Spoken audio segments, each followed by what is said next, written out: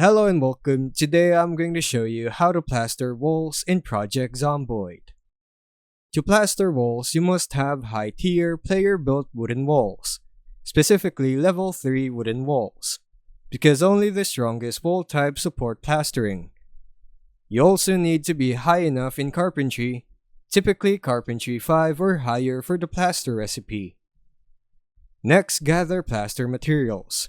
Find plaster powder in warehouses or hardware stores and fill a bucket with water.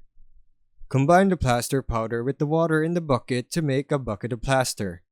This is the material you will use on a wall. With the bucket of plaster in your main inventory, approach the wooden wall you intend to plaster. If all prerequisites are met, right-click the wall and the plaster option should appear in the context menu. Select it to apply plaster to that wall panel. After plastering, the wall will have a smoother look and can be painted with a paintbrush and paint if you want to decorate it further. And that's how you plaster walls in Project Zomboid. Thanks for watching.